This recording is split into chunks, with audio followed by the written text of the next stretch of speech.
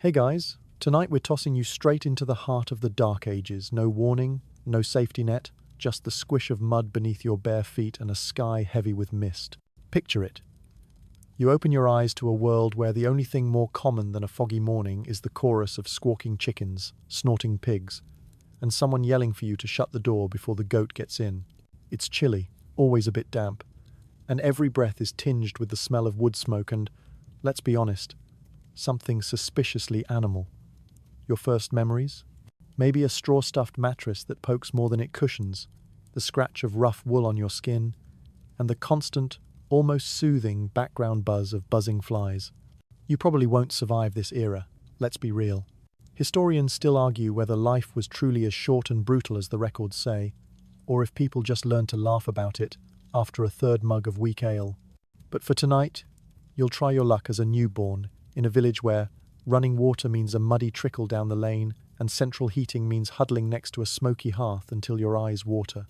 Before you get comfortable, take a moment to like the video and subscribe, but only if you genuinely enjoy what I do here. And hey, tell me where you're tuning in from and what time it is in your corner of the world. I love seeing the weird mix in the comments. Now, dim the lights, maybe turn on a fan for that soft background hum, and let's ease into tonight's journey together. Your first breath in this world isn't exactly inspiring a lungful of damp, smoky air with a hint of goat. You're not swaddled in pristine linens, but wrapped in whatever cloth was handy, maybe the same one used to strain yesterday's soup. The floor is dirt, tamped down hard by countless feet, swept cleanish with a birch broom that's really just a bundle of sticks. Historians debate how much privacy medieval families actually had, since everyone usually slept in a single room, sometimes on pallets around the fire. So your first lullabies are probably your father's snores and your sister's grumbles about sharing a blanket. It's not all gloom and discomfort, though. There's a strange coziness in this tiny world. Your mother's hand smoothing your hair, the warmth of bodies piled close together, the way daylight seeps in through cracks in the wall. Sure, there's a wolf spider in the thatch above you, but you're not supposed to notice. If you do, that's a future medieval problem. The village itself is barely more than a handful of cottages, their roofs drooping like tired hats. The air's thick with sounds, sheep bleating, roosters boasting, your neighbour's baby wailing. You'll learn to tell who's who just by the rhythm of their coughs. There's no need for clocks. The day starts when the light is strong enough to see your own breath. Most people don't venture far beyond this muddy cluster of humanity. The outside world is dangerous, full of forests, rumoured to hide bandits and stranger things. But hey, at least nobody will ever ask you to parallel park. Your earliest years are marked by constant motion, hands patting, arms lifting, someone always within reach. And the food. Well, if you're lucky, there's a bit of milk and a bite of whatever bread the adults left over. Peasant babies were often weaned onto porridge, or even a chunk of bread to gnaw on. Historians still debate if this was good nutrition or just desperate hope. Quirky tidbit. Some parents believed a good rub-down with goose fat kept babies healthy and perhaps too slippery for evil spirits to catch. As for toys, a carved stick, a rag doll, or even a dried turnip can work wonders for your imagination, at least until the village dog runs off with it. Every day, you're growing into this strange, close-knit, and stubbornly muddy world. Life is uncertain. But for tonight, you're safe enough nestled in the heart of a village that survived everything the Dark Ages can throw at it. You wake up to the kind of chill that seeps through every crack in the cottage, straight to your bones. There's no snooze button, just the sound of your mother bustling about, the sheep outside bleating, and the faint clatter of a wooden spoon against a dented pot. You wiggle your toes beneath the rough blanket, feeling the prickle of old straw poking through. If you're lucky, you've kept most of the blanket to yourself. If not, you're already in a wrestling match with a sibling who's got ice cubes for feet. Dawn comes early and unkind in the Dark Ages. Your first job, whether you're 6 or 16, is to haul yourself up and stumble across the cold dirt floor. Outside, the air is so brisk it makes your teeth ache, but there's no time to complain someone's got to fetch water from the stream. The bucket is heavy, and the path slippery with mud, or, in winter, crusted with treacherous ice. Historians still argue whether children actually enjoyed these chores as a way to escape the crowded house, or if they just learned early that resistance was futile. Either way, you clutch that bucket and try not to spill a drop, because spilled water means another trip, and you know your luck isn't that good. A little joke to keep you going. Medieval villagers supposedly believed cold air sharpened the wits. You're not convinced, but you do notice everyone seems more awake after a blast of icy wind to the face. You pass your neighbour's cottage, where the door hangs crooked on its hinges, and catch a whiff of their breakfast turnip soup again, judging by the smell. At least it drowns out the scent of the privy. Back home, there are animals to feed. The chickens glare at you like tiny, feathered aristocrats. The pig, if your family is lucky enough to have one, oinks impatiently, demanding scraps. There's a ritual to the feeding. Save the choicest bits for the animals that pull the plough or give milk, and make do with what's left for yourself. You scoop grain, toss kitchen scraps, and try not to lose your fingers to a greedy goat. Breakfast is still a long way off, but the promise of it keeps you moving. In the meantime, you find comfort in the routine, the swish of hay, the scratch of chicken feet, the rhythmic clang of the barn latch. Historians debate whether this predictability brought comfort or just a sense of never-ending labour. You suspect it's both. As you trudge back and forth, you notice your toes are nearly numb, despite the thick wool socks. Here's your fun fringe fact. Some medieval folks believed that soaking your feet in cold water toughened them up for life. So congratulations, by Dark Ages standards, you're becoming a champion already. Once the morning chores are finally done, you return to the cottage, your cheeks red and hands stiff. The sun is barely over the horizon, but you've already done more work than most modern folks do before noon. There's no applause. Just a nod from your father and a grunt of approval from your mother, about as close as you'll get to a gold star. But inside, the fire's a little brighter, and you're just a bit warmer now. You tuck your frozen hands under your arms, savor the moment, and wonder, not for the last time, if there's a better way to start the day, preferably one that doesn't involve frostbite. Family is everything in your medieval village, sometimes a blessing, sometimes a test of patience you're sure no saint could pass. You wake each morning tangled with your siblings under a shared, well-worn blanket, learning early that elbows can be weapons, and snoring is a competitive sport. Your parents hover at the heart of it all, each with their own blend of sternness and affection, shaping your days in ways both obvious and subtle. The boundaries between love and annoyance are blurry here. When your brother accidentally spills his gruel in your lap, it's a reminder that kinship in the Dark Ages is both a shield and a source of endless bickering. There's little privacy, which means your victories and disasters alike become public knowledge. Sneeze and 3 people will bless you before you finish. Break a cup and the story gets retold by supper time, growing with each retelling. Historians still argue whether medieval families truly formed deep emotional bonds, or if survival instincts just made people extra attached to whoever could carry firewood. Either way, you know your people. Your older sister can braid hair so tightly you swear your brain tingles, but she'll also slip you the biggest turnip at supper if you've had a hard day. The home itself is a single smoky room, parents on the main bed, kids tucked on pallets or straw mats nearby. On chilly nights, you press close together for warmth. You trade whispered jokes or ghost stories, sometimes trying to outdo each other with the creepiest tale. Quirky tidbit. Some believed that if you didn't say a prayer before bed, mischievous sprites could sneak into your dreams and make you wet the bed. So, every night someone mutters a quick rhyme, just in case. Your parents' days are full of effort fixing leaks, patching roofs, mending clothes. Your mother's hands are always busy, and she has an uncanny sense for mischief. Your father, when not in the fields, sharpens tools and dispenses wisdom, usually in the form of, "Don't do that or you'll regret it." Laughter is never in short supply, though it's often tinged with sarcasm. When you trip over a chicken, your father just shakes his head, grinning, "Should have married a goose.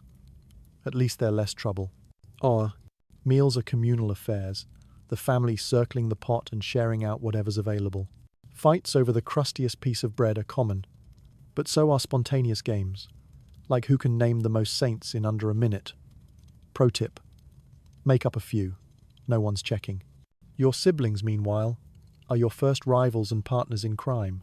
Together, you sneak apples from the neighbour's orchard, dare each other to touch the haunted tree at the edge of the village, and plot ingenious escapes from chores.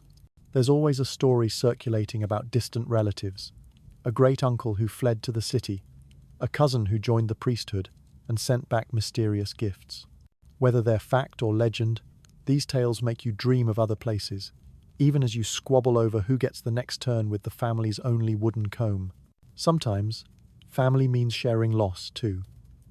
You learn to say goodbye early, a baby who doesn't survive the winter, a grandparent whose stories linger long after their voice is gone. Historians debate just how openly people grieved in these tight-knit households, or whether they hid sorrow beneath busy hands and jokes about the afterlife. What's certain is that every birth, death, and marriage is an event for the entire village. When you cry, there's always someone's shoulder handy whether you want it or not. And so you trudge on, surrounded by the warmth, annoyance, and fierce loyalty of your medieval clan, equal parts fortress and madhouse, all woven together by the relentless rhythm of daily survival. By now, you're starving. The air in the cottage hangs heavy with smoke and anticipation, and your stomach is making noises the family dog finds threatening. Breakfast in the Dark Ages is less continental buffet and more gritty, mysterious adventure. Forget about Eggs Benedict. Your feast today is a slice of yesterday's bread, a steaming wooden bowl of thin gruel, and, if you're lucky, a splash of weak ale. Don't worry, everyone drinks it. The water is just a little too lively. The bread is dense and slightly sour, with a crunchy outer crust, and an interior that sometimes surprises you with an uninvited pebble, or, more commonly, a bit of stray oat husk. Historians still argue whether the medieval diet was as monotonous as it sounds, or if people occasionally scored some variety thanks to kitchen gardens and foraging.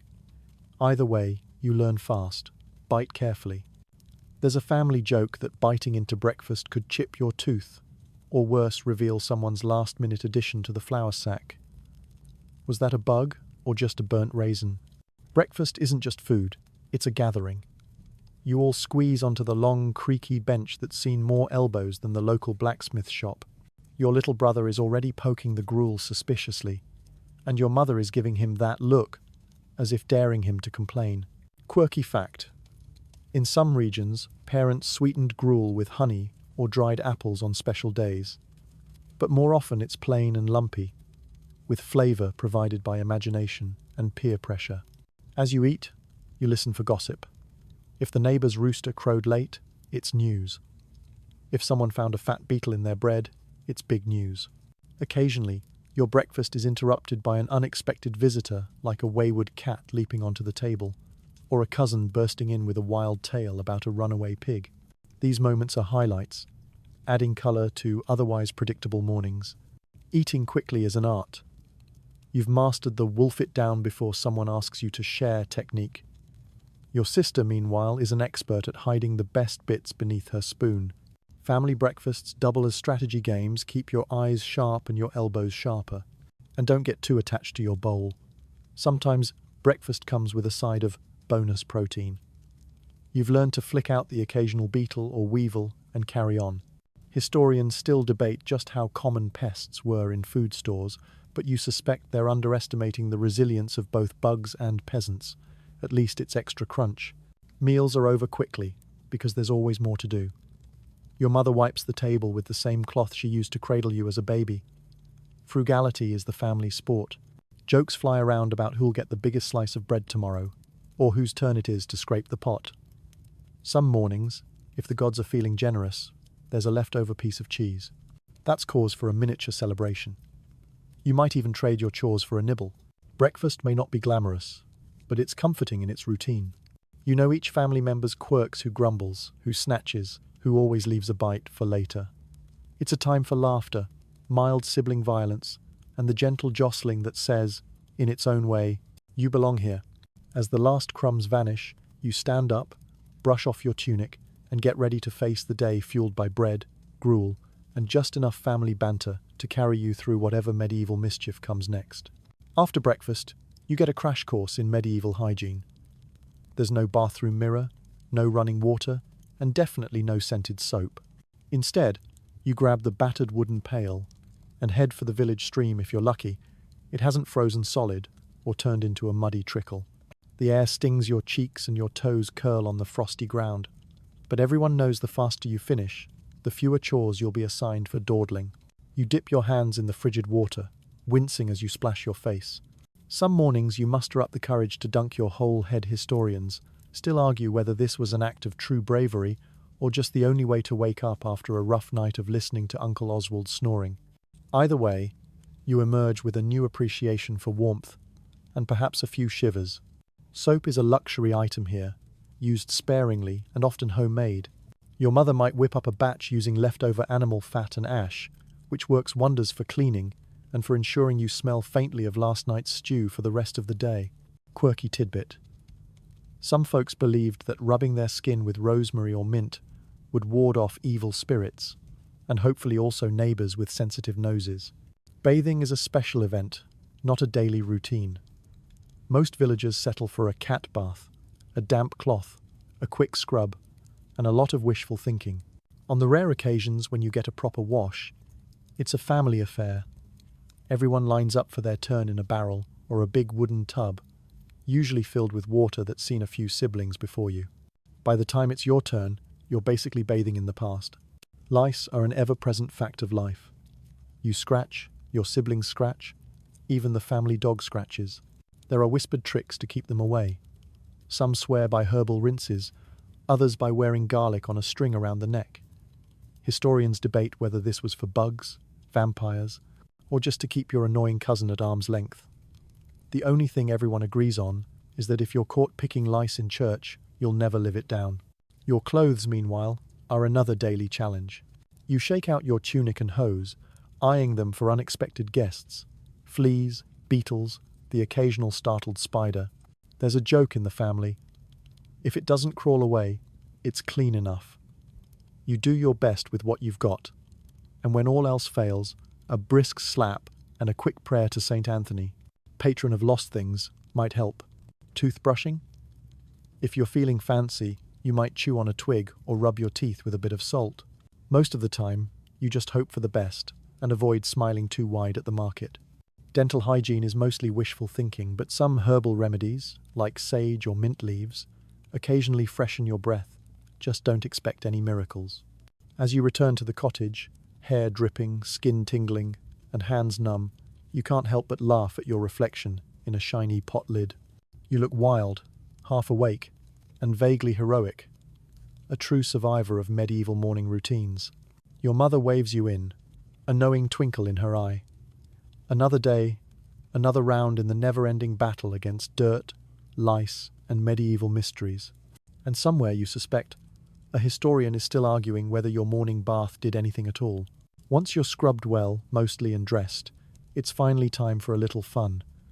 But in the Dark Ages, childhood games are a far cry from the video games and gadgetry you know today. You step outside, boots caked with yesterday's mud, and instantly spot your friends. The village green, such as it is, becomes the world's roughest playground. Forget polished swing sets or bouncy castles here. Your main entertainment is whatever you can find lying around. Sticks, stones, the occasional animal bone, and a wild imagination. Games often start with the simplest materials. A stick might become a sword, a plough, or even a pretend horse if you whack it just right. Stones serve as markers for a race, or targets for pitching contests. Sometimes you and your friends create elaborate games of tag, darting between laundry lines and haystacks, dodging geese and siblings alike. The rules change every few minutes, depending on who's winning and who's making them up. Historians still argue whether medieval games were structured with consistent rules, or if kids just invented new ones to fit their mood. From your experience, it's definitely the latter. If you're lucky, someone brings out a treasured toy, maybe a wooden hoop to roll down the lane, or a ball made from stitched rags. Quirky tidbit. Archaeological digs have uncovered tiny dolls carved from bone, complete with little movable arms, and even the occasional hobby horse fashioned from a broomstick. The fanciest toys are often reserved for the Lord's children, but village kids always find a way to make something from nothing. If you ever stumble across a set of sheep's knuckle bones, congratulations, you've got the makings of a medieval dice game, guaranteed to rile up the adults if you start wagering tomorrow's chores. You might even join in a wrestling match, which is less Olympic sport and more a swirling, giggling tangle of limbs in the mud.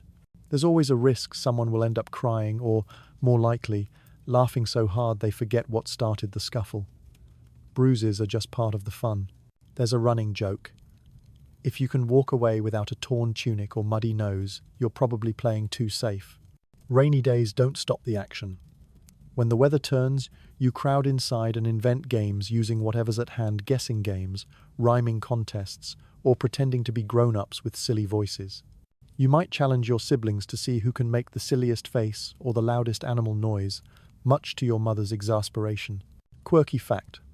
Some kids entertain themselves by spinning yarns, literally and figuratively twisting wool scraps, or inventing outrageous stories about dragons in the nearby woods. Despite the mud, the scrapes, and the occasional sibling drama, these games are the heartbeat of childhood. They help you learn quick thinking, teamwork, and, occasionally, the importance of a speedy retreat when a game gets a little too rowdy and the goose decides to join in. At the end of the day, you stagger home tired, clothes stained, face glowing, and heart full. You know every nook and cranny of the village by instinct, which fence posts wobble, where the puddles are deepest, and who always hides behind the same haystack. Historians debate how much freedom medieval children really had, but out here, with laughter echoing across the fields, you feel as wild and boundless as the world itself. You flop down in the grass, catching your breath, when you hear the low hum of adult voices drifting from the village square. In the Dark Ages, gossip is a local sport, and the village, a living, breathing grapevine. There's no daily newspaper, no glowing screen in your hand. Instead, the world's news comes by way of chatty neighbours, wandering peddlers, and the occasional, wide-eyed traveller who's seen things you can barely imagine. This morning, you edge closer to the grown-ups as they cluster around the blacksmith's door. They're swapping stories, whose cow went missing last night, who's expecting a new baby, and whether old man Bartolomeo really did see a shooting star or just too much ale. Everyone's got an opinion, and the facts grow more dramatic with every retelling. Historians still argue whether medieval villages were hotbeds of community spirit or gossip-fueled tension. You suspect the answer is yes. If a traveller passes through, the place erupts in excitement. News from the outside world is rare and precious. Maybe a merchant brings tales of faraway wars, or a pilgrim shares stories about miracles at some distant shrine. These stories get passed around until even the goats know about the king's new law, or the rumoured witch in the next shire. Sometimes, it feels like the entire village can't rest until everyone's added their own twist to the tale. The local priest, for his part, is the original town crier. After morning prayers, he makes the rounds, sharing official messages and subtle warnings. Remember to pay your tithes, or steer clear of the marsh at night. Quirky tidbit. Some villages kept a handbell just for announcing really big news, like a lost pig or a visiting bishop. The bell's peal meant drop everything and come running, preferably with your shoes on. You play your own part in the rumour mill. When you overhear something juicy like the neighbour's cow escaping, or a travelling tinker selling miracle cures, you can't help but embellish a little when you retell it to your friends. The stories twist and stretch, sometimes so much that by afternoon, someone's pet chicken is rumoured to have laid a golden egg. The truth, as everyone knows, is negotiable. Your parents caution you to take gossip with a grain of salt. Sometimes, rumours can be dangerous. A careless word about a witch or a thief can spiral into something much darker. Historians debate whether fear of gossip or genuine faith kept people in line. For you, it's just another part of daily life, as ordinary as mud on your boots. But gossip isn't all suspicion and scandal. It's also a source of comfort, a way to stay connected. If someone falls ill, the whole village knows by nightfall, and soon you're helping deliver soup to their door. When a baby is born, the celebrations last for days. And when news comes of something truly momentous, a royal decree, a coming festival, or an unusually large turnip, everyone gathers to listen, laugh, and argue about what it means. Quirky fact. In some places, people used gossip benches near the well, built just for news, sharing and gentle eavesdropping. If you wanted to hear what was really going on, that's where you lingered, under the pretense of fetching water. As the day wears on, you drift away from the crowd, mind buzzing with all the news real and imagined. You may not know what's true, but you know the village will be debating it well past sunset. If your family is lucky or just ambitious, you might get to go to school. But don't picture anything like the classrooms you know. School in the Dark Ages is a rare privilege and more punishment than play, tucked in the draftiest part of the church or a neighbour's smoky back room. Your teacher? Most likely the priest, his patience tested daily by a gaggle of squirming children who'd rather chase geese than memorize Latin. You squeeze onto a hard bench, knees bumping against a wobbly plank desk. The windows, if there are any, are tiny and smeared with soot, letting in barely enough light to make out the chalk scrawls on the board. Quirky tidbit. Before paper was common, students practiced letters on wax tablets, scraping them clean and starting over when mistakes piled up. A medieval version of the undo button. The lessons are strict: prayers, Bible verses, and enough Latin to muddle your tongue for weeks. Historians still argue whether most peasant children ever attended school at all, or if education meant simply listening to a relative drawn-out village history by the fire. If you're here, you count yourself lucky, most of the time. When your eyes droop and your stomach growls, you dream about the fields and the sun, wishing the teacher would lose his place in the Psalms. Reading is rare, but everyone's expected to memorize. The teacher paces, ruler in hand, drilling you on the Lord's Prayer or the local Lord's favorite rules. Make a mistake, and you risk a tap on the knuckles, a medieval reminder to stay alert. There's always that one class clown, whispering jokes or trying to balance a beetle on someone's sleeve, only to earn a sharp look and a promise to see you after class. School days are short, squeezed in between chores. Sometimes you swap stories with friends instead of listening, careful to look up when the teacher's shadow falls across your page. There are rumors, maybe true, maybe not, that if you write the wrong Latin word 3 times in a row, you'll summon a demon. The priest insists it's nonsense, but you're not taking any chances. Most learning happens by watching and listening. Your parents show you how to mend a fence. Your mother teaches you songs to remember the months. And older siblings pass down stories so strange you can't tell fact from fantasy.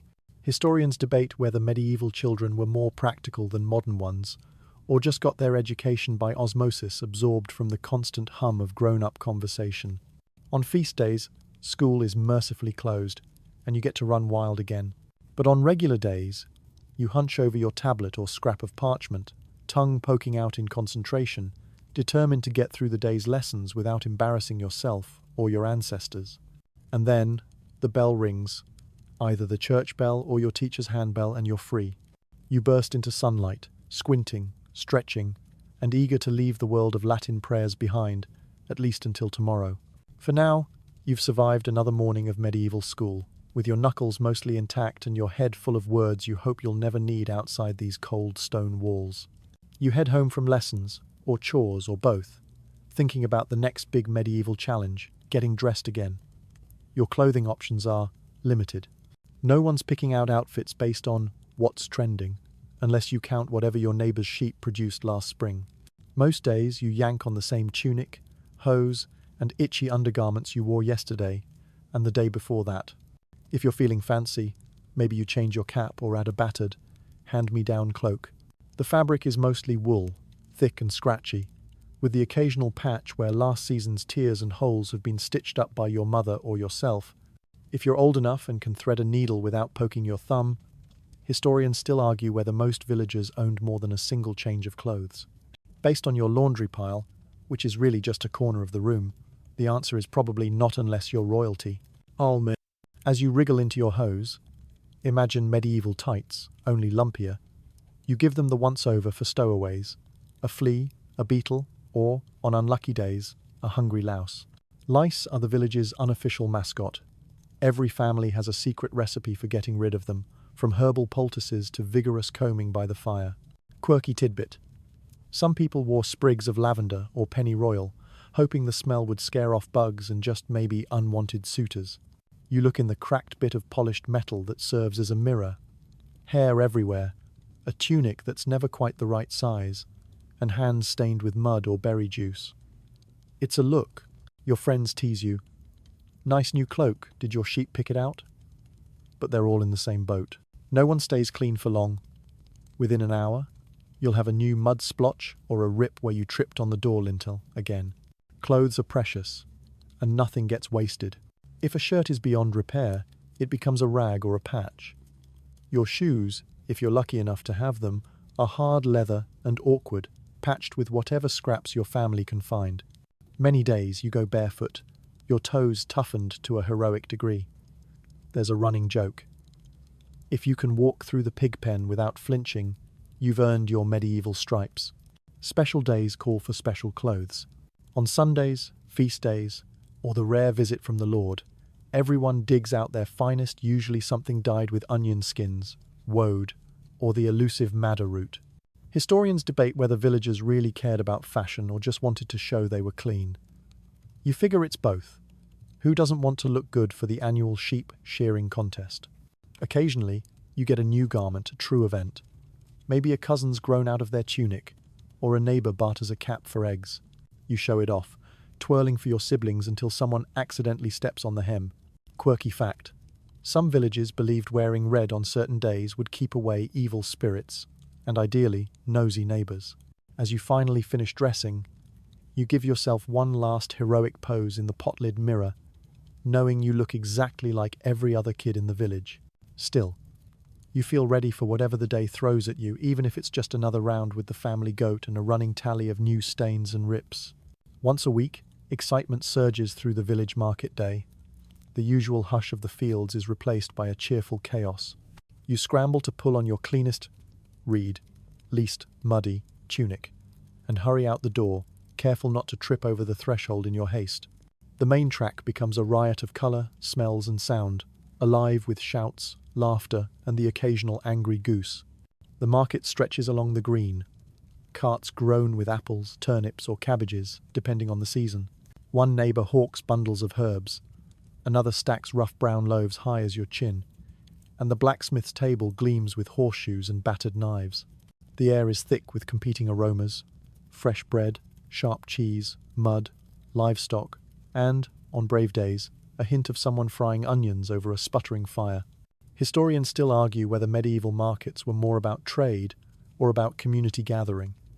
From your vantage point, it's equal parts commerce and gossip. You keep a close eye on your pouch, which rattles with a few precious coins or maybe just beans. Pickpockets are real, especially that smirking kid from 3 houses down who always seems to appear right when your back is turned. You watch him sidle up to a distracted merchant, fingers quick as a magpie, then vanish into the crowd when someone shouts. Market day is as much about cunning as it is about shopping. Quirky tidbit: sometimes, a travelling juggler or fire breather will perform for a copper coin, drawing shrieking, wide-eyed crowds.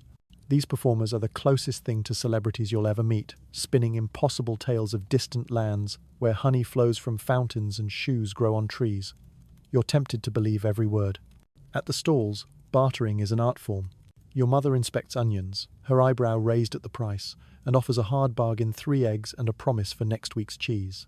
You watch, learning the subtle dance of haggling, the sharp glance, the shrug, the muttered joke about last year's potatoes. Historians debate how much power villagers actually had over their own fortunes at the market, or if prices were fixed by the landowners behind the scenes. While adults trade, you weave through legs and baskets, drawn to the sweets: a rare honey cake, a candied apple, or, on wild days, a strip of dried plum. Quirky fact: sometimes sellers will toss in a treat for the little ones, if you can make them laugh or show off your best cartwheel or your dirtiest face. As the sun climbs, the market only grows louder. Arguments over the price of piglets, impromptu games with other children, and the sudden clang of the blacksmith's hammer echo across the stalls. It's the day when news travels fastest. You hear about a lord's new tax, a travelling preacher, or the return of the miller's wayward cow, all in the space of a single turn through the crowd. Your favourite part might be the animals: goats butting heads, chickens squabbling underfoot, and dogs darting for dropped scraps. Every now and then, a sheep escapes and the chase is on, kids whooping as they try to herd it back before the market master starts waving his stick. There's a running joke: if you don't come home with one less shoe and a story, you didn't mark it right. As afternoon shadows lengthen, you return home with tired feet, a sticky face, and a head full of stories. The bustle lingers in your ears, the bright colours and laughter sticking with you long after the stalls have vanished and quiet returns to your little patch of the dark ages. As dusk draws near, You hear the slow tolling of the church bell, an ever-present soundtrack in your medieval life. Religion isn't just for Sundays. It's woven through every hour of the day, dictating what you eat, when you rest, and even what you dream about. You cross yourself, mumbling a half-remembered prayer as you pass the chapel, just in case the local saint is listening. Inside your home, religious symbols are tucked everywhere. A rough carved wooden cross over the door, a faded picture of a saint in the smoky alcove, and maybe a tiny relic, if you're lucky, passed down from some ancestor who made a pilgrimage long ago. Your mother lights a tallow candle before the icons, her lips moving in silent appeal for a good harvest and protection from the mysterious dangers that always seem to lurk just beyond the fields. Every day is marked by rituals. Morning prayers before breakfast, a whispered blessing over meals, and the Angelus bell in the evening reminding you to pause, bow your head, and give thanks. Or at least try to look pious if the priest walks by. Historians still argue whether villagers truly believed every miracle story, or simply went along with the crowd, hedging their bets for a little extra luck. You notice the adults grow quiet and serious as certain feast days approach. Lent, Advent, and the many saints' days mean fasting, special prayers, or maybe the promise of a rare sweet treat. Your little brother once tried to sneak a sausage during Lent, and your mother caught him. Her scolding, you swear, was scarier than any demon the priest had ever described. Quirky tidbit. Some villagers believe that eating eggs on certain feast days will bring a year of good luck, while others say it'll curse your next batch of chickens. No one can quite agree. Church is more than a place of worship. It's the village's heart and rumour mill. Weddings, baptisms and funerals are public events. Everyone's squeezed onto the cold stone benches, half listening to the priest, half scanning for who's got the nicest shoes or the worst cough. You and your friends try not to giggle when the priest's candle sputters out mid-sermon or when someone's stomach growls loud enough to echo off the rafters. Superstition seeps into everything. The woods behind your house are haunted, or so your aunt says, and you're not supposed to whistle after sunset, lest you invite wandering spirits into the house. Some families hang sprigs of rowan over the door to keep witches away, while others believe that tossing a pinch of salt over your left shoulder wards off bad luck, though you suspect your little sister just likes the taste. Historians debate whether these beliefs were really about faith, or just a way to explain the world's wild unpredictability. For you, they're part of the rhythm of life, comforting, mysterious, and sometimes just another excuse for a good story by the hearth. As night falls, you join your family for one last prayer. The candle burns low, shadows flicker, and you find yourself comforted by the ancient rituals, the faint hope that some kindly saint is keeping watch just in case tomorrow brings rain, wolves, or that haunted goose everyone's been whispering about all week. As the week turns, you start to notice the cycles of plenty and want days of celebration, and nights when your belly aches from hunger. Food in the Dark Ages is never guaranteed, and everyone knows it. The feasts are legendary, worth remembering for months, but the lean times are what truly shape you. On feast days, the village comes alive. Neighbours haul benches and battered tables out into the open, and everyone shares what little they have. There's roasted meat, maybe a pig if someone's been saving up, or a rabbit that somehow wandered into your snares. Loaves of bread, fresh and hot, are torn apart and passed around. Someone always tries to sneak extra honey onto their slice, and a lively argument breaks out over who brought the best cheese. Quirky tidbit. In some places, the bread itself is shaped into animals or saints for luck, and whoever gets the biggest saint head is supposed to have good fortune all year. Children dart between the tables, filching treats and daring each other to eat the weirdest thing on offer. Last year, your cousin swallowed a whole pickled onion and made a face that became village legend. There are songs, clapping games, and a few too many cups of weak ale for the grown-ups. Everyone laughs louder, sings brighter, and for a moment worries a little less about what tomorrow will bring. Historians still argue whether these feasts were true community events, or more about showing off to your neighbours. But for you, it's pure joy. But feasts are rare. Far more common are the nights when the pantry is bare. A bad harvest, a sick cow, or an unlucky stretch of weather can mean suppers of thin cabbage soup, tough roots, and whatever you can scrounge from the hedgerows. You learn to be resourceful, salting vegetables, drying fruits, and even making stews out of things that, frankly, you'd rather not think about. Mystery stew is a running joke, and you all compete to guess what's actually in the pot. Hunger teaches you tricks. You know how to shake apples from the highest branches, how to spot the best mushrooms, and avoid the deadly ones. Historians debate how many medieval poisonings were accidental and how many were helped along by a grumpy neighbor.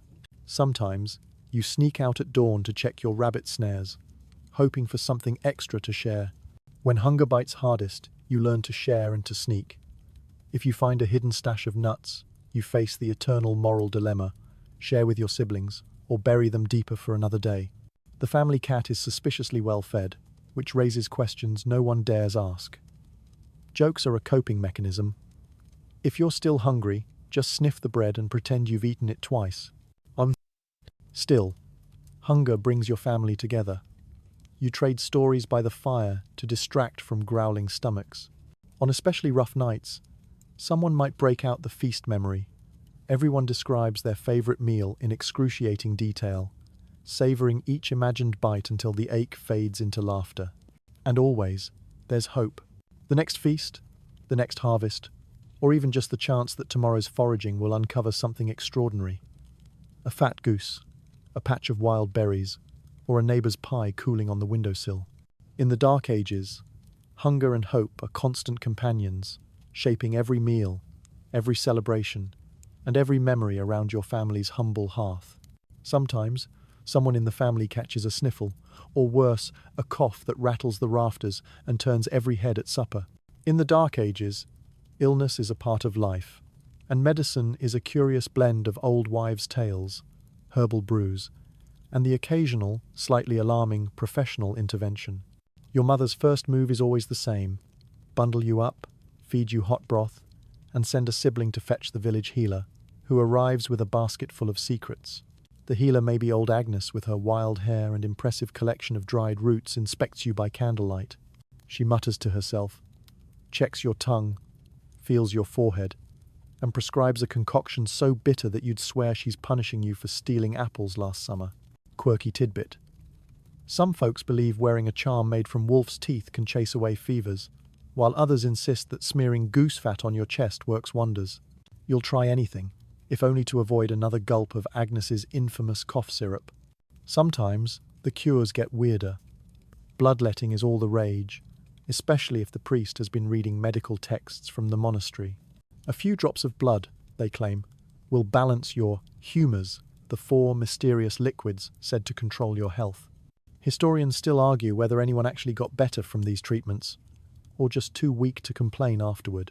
On especially unlucky days, you might hear about leeches, tiny, wiggly vampires pressed onto the skin to suck out your bad blood. You do your best to keep your sleeves rolled down and look as healthy as possible. Herbal remedies are everywhere.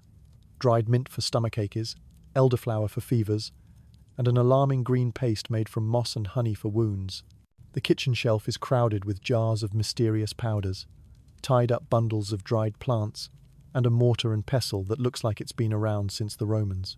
Your mother swears by her calendula salve, while the healer adds something extra, a prayer, a charm, or a warning to avoid unlucky crossroads until you're well. Sometimes, the line between medicine and magic is thin. Your aunt hangs onions above the door to ward off sickness, and your father buries a lump of iron beneath the threshold, just in case. You're not sure whether it helps, but you'd rather not risk it. If things get serious, someone might suggest a trip to the next village to consult a proper doctor, meaning someone who's read a few Latin texts and owns a scarier set of knives. Historians debate how much trust medieval people put in these learned men, since their cures often included everything from drink more wine to pray harder and avoid cheese. Recovery is usually slow, but with rest, luck, and a hearty dose of neighbourly care, most folks pull through. When you finally feel better, the first thing you want is a bowl of something hot and the chance to tease your siblings about their dramatic bedside stories. The healer gets a loaf of bread and a nod of thanks, sometimes even a cup of strong ale for her trouble. And if you're really lucky, you get a new story out of it. Remember the time the healer put cabbage leaves on my head and I saw 3 saints in my dreams? Everyone laughs, and you secretly wonder if cabbage does have secret healing powers after all. As autumn winds grow sharp and daylight slips away, you brace yourself for winter, a season that redefines cozy and tests everyone's patience. In the Dark Ages, winter isn't just a backdrop for snowball fights and pretty frost on the window. It's a months-long challenge, where survival means huddling close to the hearth, conserving every scrap, and telling stories long into the frozen nights. You start each day wrapped in every layer you own, shuffling across the cold floor to throw a fresh log onto the smouldering fire. The room fills with a smoky haze and the sizzle of damp wood, but you'd rather breathe smoke than shiver. Your breath makes little clouds as you trudge outside to fetch water, trying to dodge icy puddles and the occasional treacherous patch of mud. Historians still argue whether winters were colder than they are now, or if villagers were just tougher back then. Either way, you're grateful for the chance to stand by the oven, even if it means helping with chores. The world outside the cottage shrinks. Your world becomes the single flickering room, the creaking roof, and the low hum of your family's voices. There are fewer chores in the fields, but winter brings its own brand of work. Mending clothes, patching boots, twisting straw into mats, and cracking nuts by the fire. Quirky tidbit. Some families would stuff their shoes with moss or rabbit fur for extra warmth, while others claimed that sleeping with a warm turnip at your feet was as good as any fancy heating system. After dark, the stories begin. You and your siblings crowd close, competing for the spot nearest the flames. The grown-ups spin tales of wild wolves, mischievous elves, and ancient kings who braved snowstorms with nothing but a sword and a sense of humor. Someone always tries to outdo the last storyteller, adding a new twist. Was it a bear or just a really angry sheep that chased Great Aunt Mabel up the hill? You find yourself glancing at the shadows flickering on the wall. Every creak and groan of the old house seems amplified by the wind. Your little brother insists there's a ghost in the attic, and your mother tells him not to worry, she's known that ghost for years, and it never helps with chores. Historians debate whether people really believed in these supernatural tales, or just enjoyed the thrill of a good scare. You're not sure, but you double-check the latch on the door before heading to bed, just in case. Meals are simple but filling bowls of hot porridge, root vegetable stew, and, if you're lucky, a sliver of smoked meat saved from autumn. The smell of baking bread makes the whole house feel warmer, even if the loaf is half oats and the crust is more chew than crunch. As night deepens, you pile into bed with your siblings, grateful for their warmth even as you squabble over blankets. The wind howls outside, but inside, the crackle of the fire and the drone of half-remembered stories lull you to sleep. There's a joke everyone repeats. If you wake up with a cat on your face, it's a sign of good luck or that the cat just likes your breath. Winter is long, but it draws your family closer. You count the days until spring, dream of sunlight, and find comfort in the little things. A fresh-baked crust, a silly story, and the heat of the fire on your toes. For now, that's enough. As soon as the frost finally melts and the pale sun creeps higher in the sky, you're back to work because in the Dark Ages, labor is the backbone of life. There's no such thing as a weekend, just a never-ending cycle of tasks that demand attention from dawn until the last flicker of twilight. Your hands, already toughened by chores, are put to the test. Out in the fields, you join your family and neighbors for the seasonal dance, turning the soil with heavy wooden plows, sowing barley or wheat, and praying for enough rain, but not so much you're swimming in mud. Historians still argue whether medieval peasants spent more time in the fields or around the home, but your aching back can vouch for the plough's dominance in daily life. Livestock is equally demanding. The cows need milking at sunrise, their warm breath forming ghostly clouds in the chill. Sheep must be herded, chickens fed, and the ever-ornery pig convinced not to uproot the herb patch for the third time this week. Your boots are permanently crusted in mud, and there's always something sticky lurking on your sleeve. You stop asking questions after a while. Children help with everything. You might be sent to guard the scarecrow from cheeky crows or gather firewood from the edge of the forest, always keeping an ear out for rumors about wolves or, more likely, the neighbor's dog that likes to steal shoes. Quirky tidbit. Some villages assigned special days for turnip collecting or slug picking, turning chores into a weird sort of competition. Loser has to sing at supper, which usually guarantees everyone works twice as fast. Tools are precious, passed down from generation to generation, their handles worn smooth by years of use. There's a running joke in your family: treat the rake better than your brother, it lasts longer. Blisters are a fact of life, and you get used to the ache in your shoulders, the splinters in your hands, and the faint sense of pride that comes from seeing neat rows of seedlings stretch across the field. The work doesn't stop indoors. Your mother spins wool into yarn by the fire, your older siblings mend clothes or grind grain. Everyone's job matters, and slacking off means facing the sharp side of your grandmother's tongue. Historians debate whether medieval villagers resented their endless toil or simply accepted it as life's unchangeable rhythm. You suspect there's a little of both, a deep sigh at sunrise and a stubborn satisfaction when the day's work is finally done. Of course, work comes with hazards. There are plenty of ways to get hurt. An angry goose, a tumbling haystack, a splintered cartwheel that sends you sprawling. Someone always ends up with a new bruise or a spectacular grass-stained family trophies, proudly displayed at supper. But for all the aches and grumbles, there's a rhythm and reward in the work. You swap stories, play guessing games, and sometimes sneak an extra apple or two when no one's looking. At the end of the day, you collapse by the hearth, bone-tired but proud, knowing the food on your plate and the roof over your head are the direct result of your own calloused hands. And just before bed, you hear your father's voice, soft and steady. "Good work today. Sleep well. Tomorrow, we'll do it all again." And somehow, that's enough. No matter how hard you work or how careful your family is, there's always someone higher up the chain ready to remind you that your life, your land, and often your very dinner, belong at least a little bit to them. In the Dark Ages, the local lord is as real as rain and taxes, and you never know when his steward will come clomping into the village, trailing a cloud of dust and self-importance.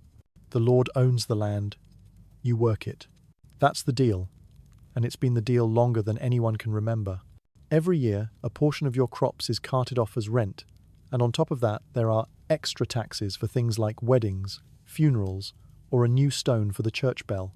Historians still argue whether these taxes were fair or just a thinly veiled shakedown.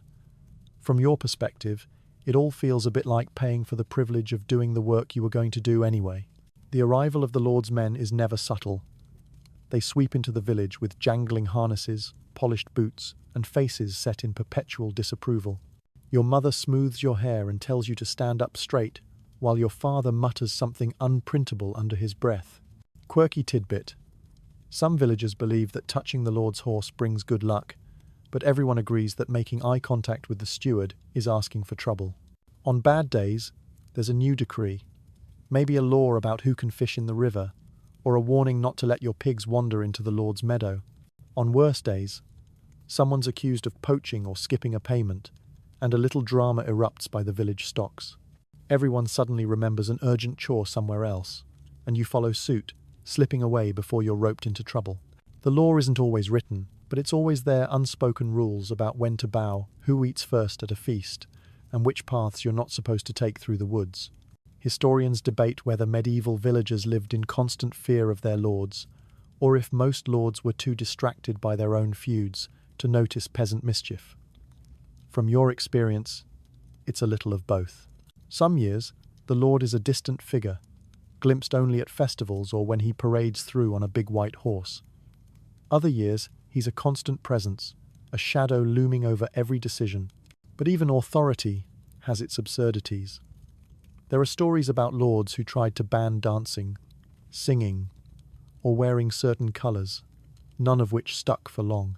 Someone always finds a loophole, a clever disguise, or a reason to laugh behind closed doors.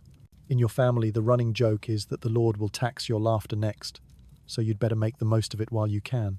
Despite the rules and risks, life goes on. You learn how to avoid trouble, when to speak, and when to keep your head down. Your parents teach you the delicate art of respectful complaining, grumbling just loudly enough for the neighbours to hear, but never so loud the steward catches wind of it.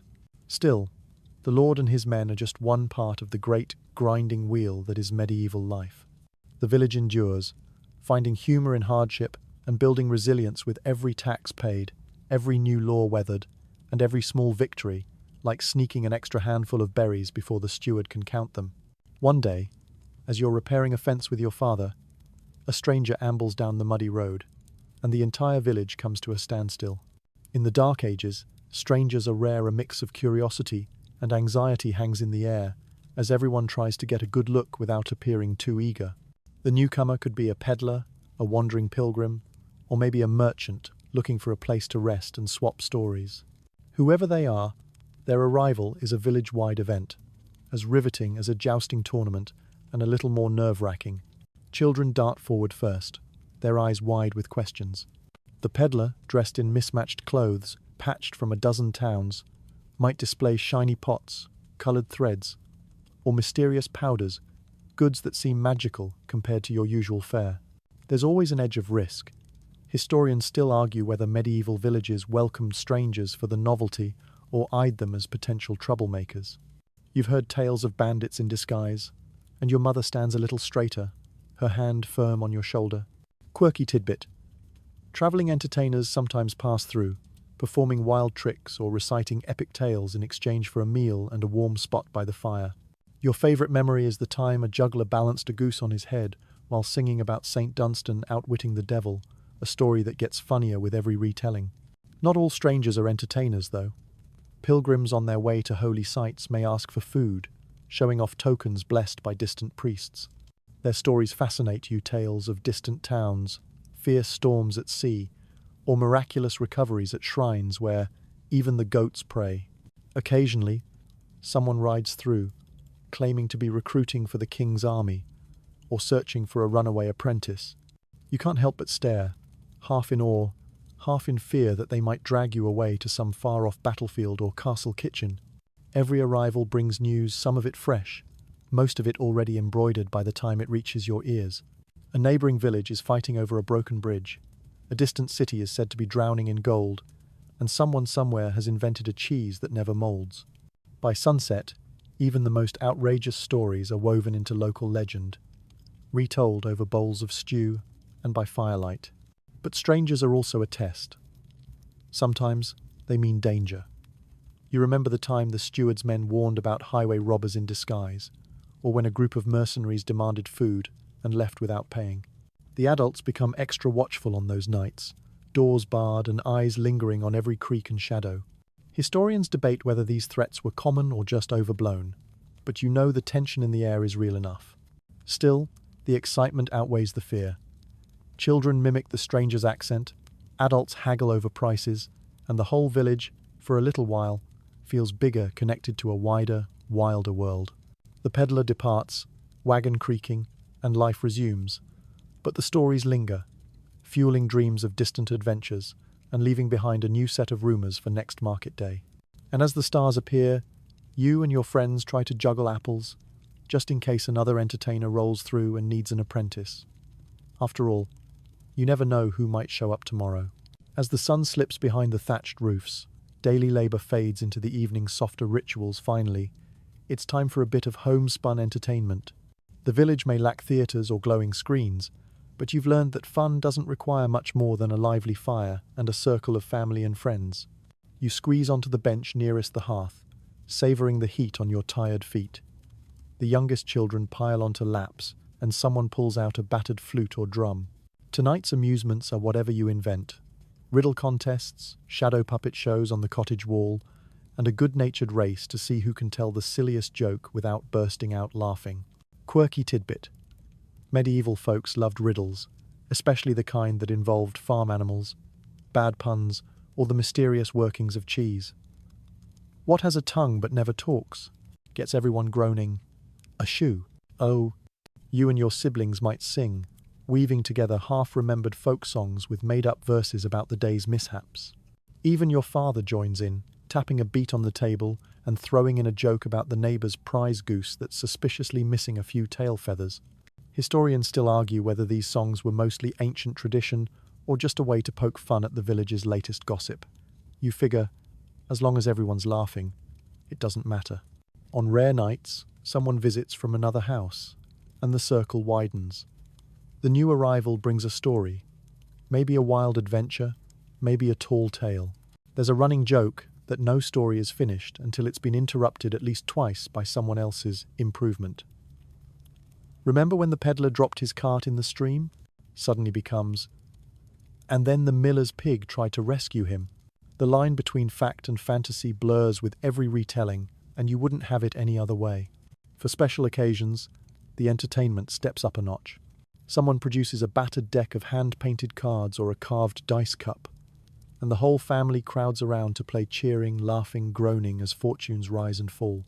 Sometimes, an older cousin recites a bawdy riddle, PG-13 of course, or tries to impress everyone with shadow animals, their hands twisting into unlikely beasts on the cottage wall. Quirky fact: some medieval villages had story keepers, elderly men or women known for memorizing hundreds of tales and riddles, always ready to spin a new yarn when the night grew long. Outside, the stars glimmer in the cold sky, and you and your friends steal away to chase fireflies or play hide-and-seek among the haystacks, your laughter floating on the breeze. Even in darkness, the village is alive with small adventures and whispered dares. The real world slips away for a while, replaced by the magic of shared stories, candlelight, and playful competition. Historians debate whether these humble entertainments truly soothed the hardships of medieval life, or simply distracted everyone from the next day's work. You're sure of one thing: the warmth of the fire, the ring of laughter, and the comfort of familiar voices are more precious than any treasure a wandering minstrel could bring.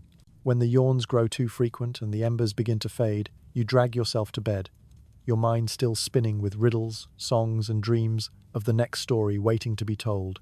Somewhere between games by the fire and the hush of bedtime, you catch the scent of something brewing: less stew, more intrigue. In the Dark Ages, marriage isn't just about love. It's a complicated puzzle of alliances, family duty, and if you're lucky, a little genuine affection. From the earliest age, you're keenly aware that your future is tangled up in the village web, and that matchmaking is a full-contact sport. When you're young, it starts innocently enough. You join the older children and teens in awkwardly formal dances at feast days, where the fiddler saws away and the grown-ups clap in time. There's a lot of toe-stomping, blushing, and nervous giggles, especially when the local priest hovers nearby, keeping an eye out for too much enthusiasm. Quirky tidbit: some villages believed that if you dropped your bread during a dance, you'd never marry, or you'd marry a baker, depending on who you ask. You spend most of your time trying not to step on your own feet, but there's always at least one cousin who seems to glide effortlessly, earning knowing looks from the matchmakers in the corner. When you hit your teens, the questions begin. Who's courting whom? Did you see the way young Robert helped Anna carry water? Historians still argue whether medieval matches were truly arranged, or if young people found their own ways to signal affection via secret glances, shared chores, or the old reliable gift of a slightly less mouldy apple. You learned fast that village gossip can turn a friendly chat into an official engagement faster than you can say dowry. Prusek. Family is at the heart of it all. Parents and grandparents haggle behind closed doors about dowries, future property, and the finer points of good character. You catch snippets of conversation how many goats someone is worth, or whether a certain uncle's snoring is grounds for reconsideration.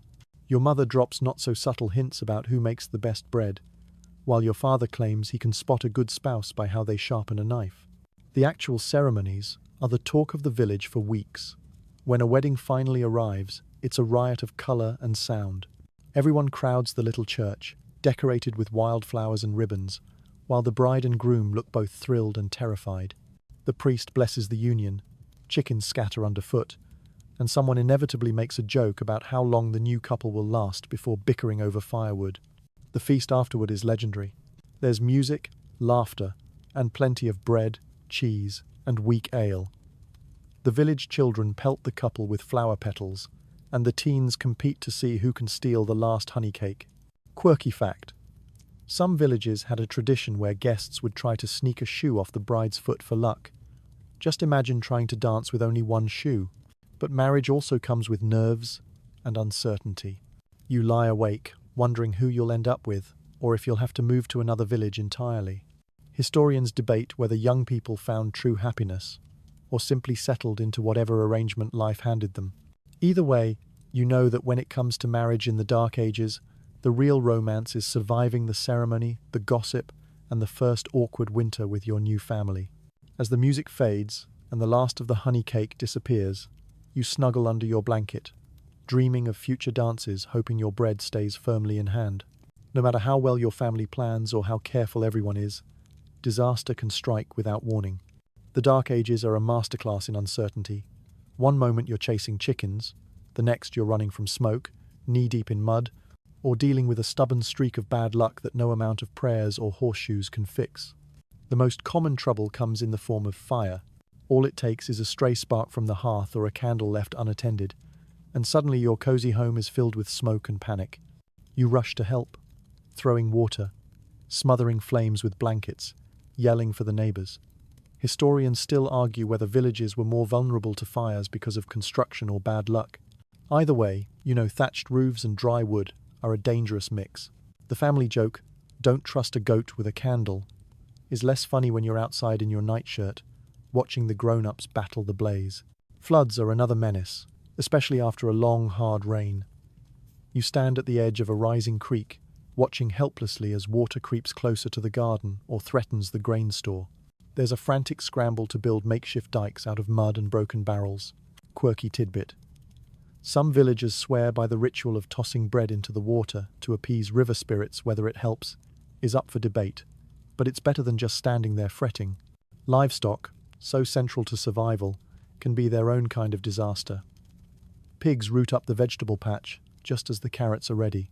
A cow gets sick, and the whole family turns out to feed it strange mixtures of herbs, honey, and hope. Sometimes the worst happens. A sickness sweeps through the animals, and suddenly meat, milk, and next season's hopes are all at risk. Historians debate whether disease outbreaks came from poor hygiene or simply bad luck. Your mother says both, plus whatever the neighbors brought back from market. Then there are the smaller, stranger misfortunes. A wagon wheel snaps on the way to market, scattering goods across the road. The millstone cracks in the middle of a long, hungry winter. Or maybe the local children, swept up in a game of dares, accidentally knock over the beehive and spend the next week hiding from angry insects and angry parents alike. When disaster strikes, the village pulls together, sometimes grumbling, always inventive. Someone brings soup, another lends a spare tool, and before you know it, life limps back to normal. You develop a kind of gallows humor. Well, at least it wasn't the pigsty this time. The stories of these little disasters become family legends, repeated every year, growing in size and drama, until a kitchen fire becomes a tale of heroic rescue and narrowly avoided catastrophe. Historians still debate whether medieval people were unusually fatalistic, or just developed the world's best sense of humor out of sheer necessity. Either way, you learn to take each setback in stride, patch the roof, rescue what you can, and save the story for the next winter's night around the fire. After the latest mishap is patched up, and the mud has finally dried on your boots, you find yourself thinking about how fragile life can be. In the Dark Ages, you're constantly reminded, tomorrow is never guaranteed. Illnesses come and go with the seasons, and accidents are just a heartbeat away. You count yourself lucky to reach each new birthday, and in the rare moments of stillness, you notice how quickly everyone seems to age. There's a reason that surviving to adulthood is a feat in itself. Even the smallest cut could turn dangerous if it goes untreated. Children often come down with fevers, and sometimes they recover, sometimes they don't. The village has its own quiet rituals for marking these moments. Candles lit in church, names softly spoken at supper, and a quiet understanding among grown-ups that every healthy morning is something to celebrate. Historians still argue whether medieval people really felt grateful for each new day, or if it was just the default survival mode. For you, a day without the sniffles or a stubbed toe feels like a small miracle. There's no counting on the future, so you learn to live in the present. You chase the sunlight on rare, cloudless days, and you savor each bowl of soup when it's full. You tease your siblings, play games, and do your chores, all the while hoping to avoid the next scrape or tumble that might land you in bed for a week. Quirky tidbit. Some villages held small, spontaneous celebrations when someone made it to their 30th birthday, complete with old person jokes and a wreath of wildflowers for the guest of honor. Your grandparents, if you're lucky enough to have them, are treated like treasures, repositories of stories, songs, and superstitions. Their wrinkles are proof of experience, their missing teeth the result of a long, hard life. You listen closely when they speak, never quite sure which tale is true and which one is meant to make you behave. I saw a crow fly backward once, your grandmother tells you, and the next day it rained frogs. You're not sure whether to believe her, but you check the sky anyway. Sometimes, you catch your parents worrying over you, especially if you fall ill. The healer's visits become more frequent, and your siblings tiptoe around, quiet for once. Recovery, when it comes, is greeted with hugs, tears, and a renewed promise to be more careful. A promise that lasts right up until the next game of tag in the muddy lane.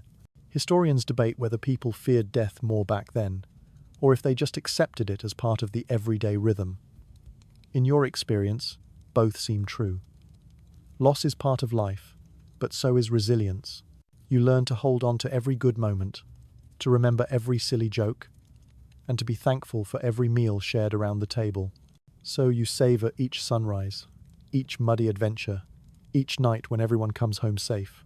And every year, when another candle is added to the cake, or the loaf of bread, or whatever stands in for a birthday treat, you make a wish, and then you make the most of another precious day. Even as you get used to life's hardships, the rhythm of the calendar brings flashes of excitement, festivals, saints' days, and a world of weird superstitions that add color to even the greyest weeks. The church bell rings with extra enthusiasm on these special days, and everyone seems lighter, their faces bright with anticipation. In a time when every day can feel the same, festivals are your ticket to magic and mischief. Preparations start early. The house is swept until even the dust seems to hide, and your best, least ragged clothes are brushed out and mended. Your mother bakes sweet cakes, the smell drifting through the door and making half the village jealous. Neighbors trade eggs for honey or barter for a splash of berry wine, all determined to show up to the feast with something special. Historians still argue whether these gatherings were about real religious devotion or just a good excuse for a party. For you, it's the best day of the month, hands down. You line up with your siblings, carrying garlands of flowers or colourful ribbons. The procession winds through the village, everyone singing off-key, and you try not to trip over your own feet. Quirky tidbit.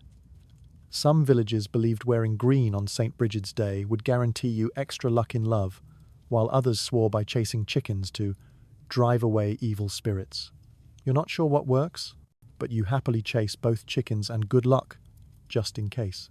The festivities are a whirlwind. Tables groaning with bread and roasted meat, children darting everywhere, and games of chance and skill breaking out around every corner. There's always that one uncle who insists he can toss a horseshoe farther than anyone else, and by the end of the day, you suspect he's just as good at stretching the truth as he is at throwing. A local bard or fiddler brings music to the evening, everyone stamping their feet and clapping along, forgetting their troubles for a few precious hours. Superstitions run wild during these times. Someone drops salt on the ground and quickly tosses a pinch over their shoulder to ward off bad luck. Children whisper about omens, 2 magpies mean good fortune, 3 mean trouble. Historians debate whether these beliefs were born out of fear or simple boredom, but either way, you find yourself checking for lucky symbols before bedtime.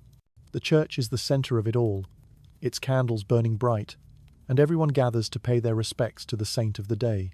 After prayers, the priest blesses the fields, or the animals, and for a while, it feels like the whole village is wrapped in a shield of hope and goodwill.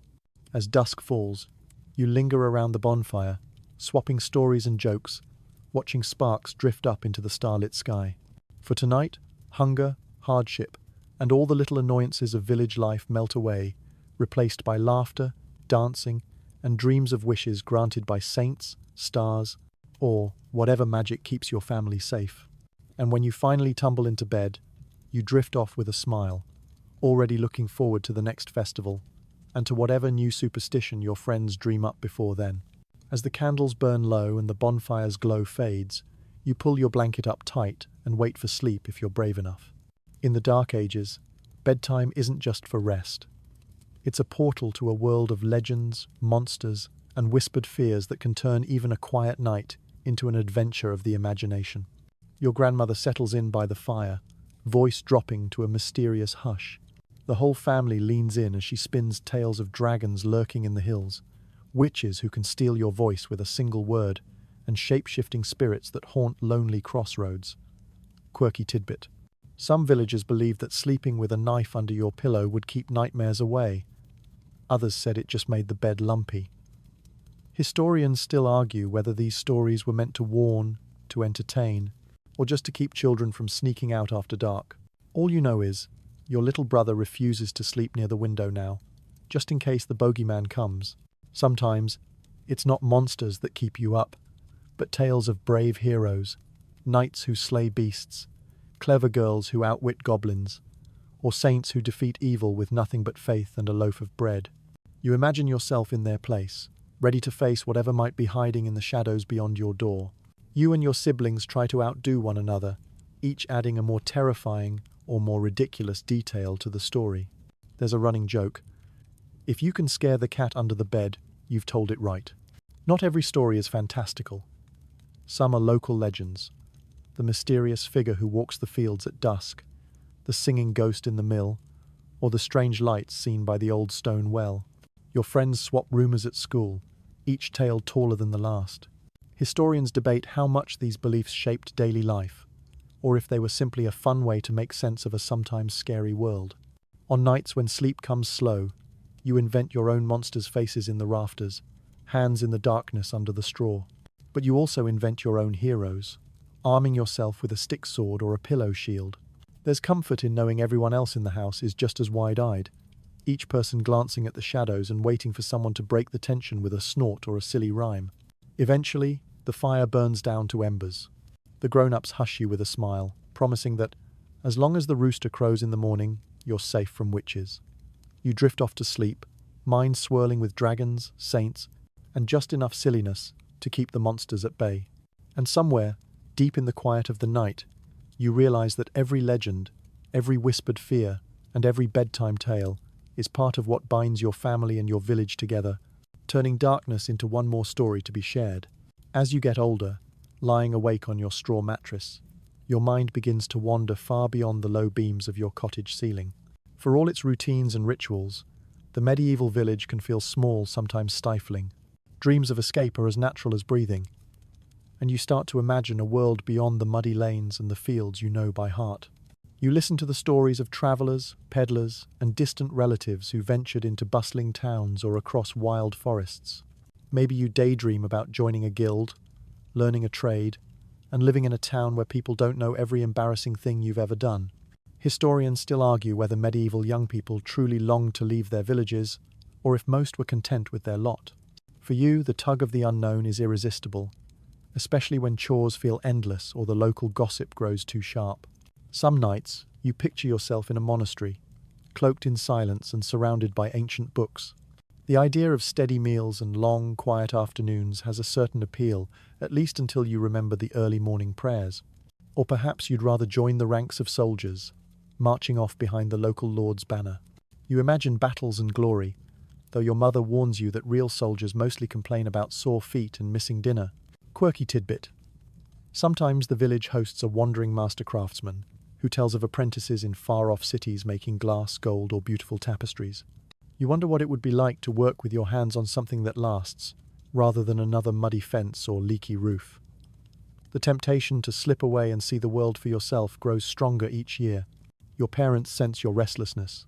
Your father tells you tales of a distant cousin who joined a merchant caravan and sent back a tiny silver coin treasure beyond imagining. Your mother reminds you that there's comfort in the familiar and honor in looking after your family. Historians debate whether families encourage their children to seek better fortunes or quietly discourage them from getting ideas.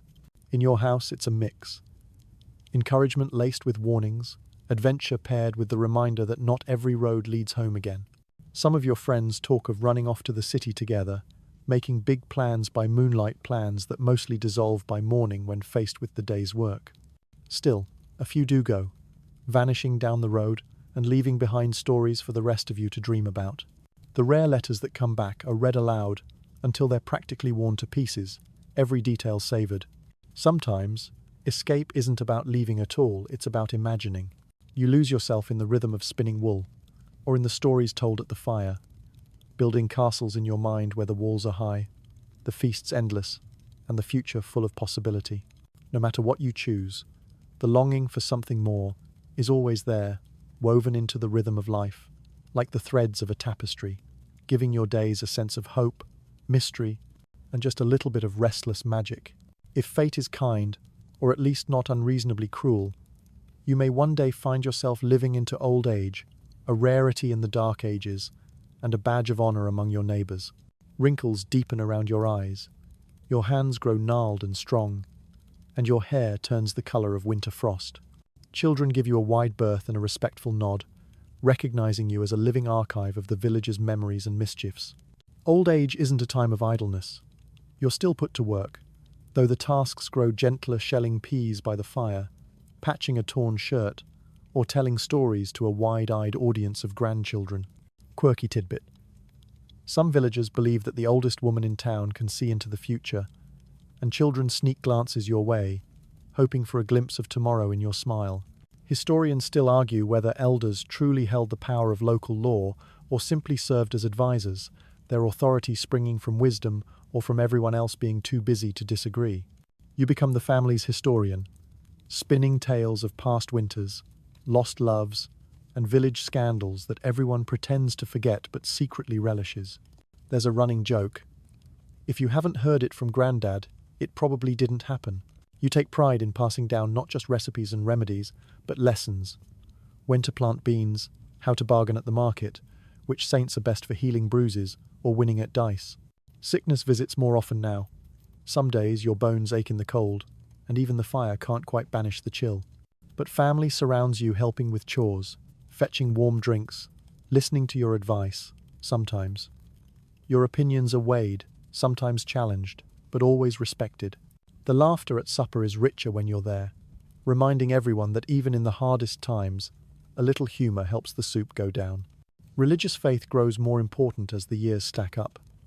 You find comfort in the routine of prayers, in the gentle presence of the village church, in lighting candles for friends long gone. Historians debate whether medieval elders felt prepared for the next world or simply hoped for one last good feast. For you, each day is both a gift and a gentle farewell, a quiet winding down of all the years spent struggling, surviving, and savoring. You sit by the window, watching the village turn through its ancient cycles, children running, mothers scolding, laughter tumbling from the fields. And when the sun dips low, you wrap a shawl around your shoulders, whisper a final blessing, and hope that your stories will last, carried on by those who come after.